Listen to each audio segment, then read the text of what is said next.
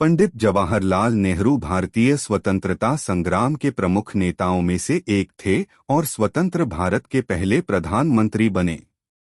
उनके जीवन, विचारधारा और योगदान का व्यापक प्रभाव भारतीय राजनीति और समाज पर पड़ा है। यहाँ उनके जीवन और उपलब्धियों के बारे में विस्तृत जानकारी दी गई है।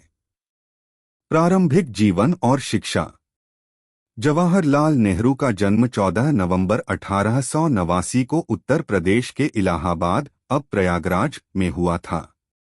उनके पिता मोतीलाल नेहरू एक धनी वकील और भारतीय राष्ट्रीय कांग्रेस के नेता थे, जबकि उनकी माता स्वरूपरानी थुस्सू कश्मीरी ब्राह्मण परिवार से थीं।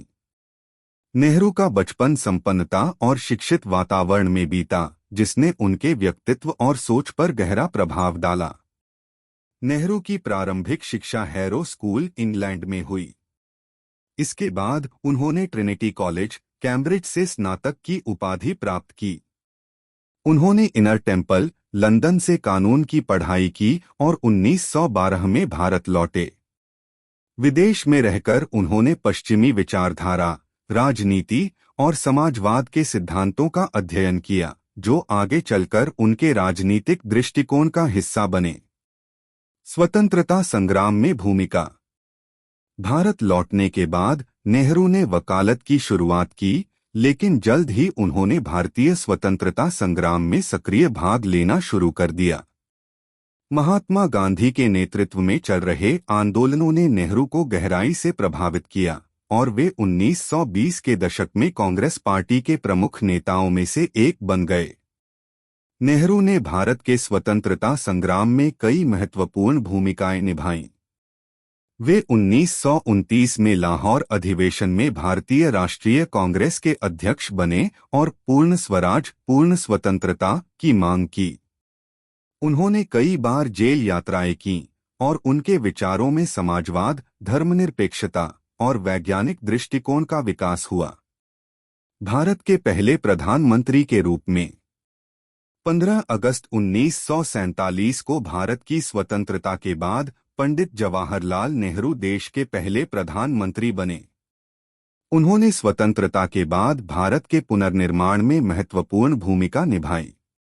उनके कार्यकाल में देश ने लोकतंत्र को स्थापित करने, विज्ञान और प्रौद्योगिकी को बढ़ावा देने और औद्योगिकीकरण के क्षेत्र में महत्वपूर्ण प्रगति की।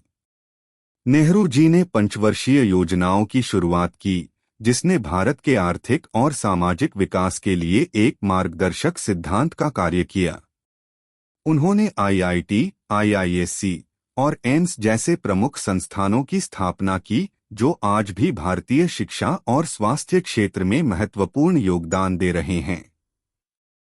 विदेश नीति और गुटनिरपेक्ष आंदोलन। नेहरू की विदेश नीति का प्रमुख आधार गुटनिरपेक्षता था।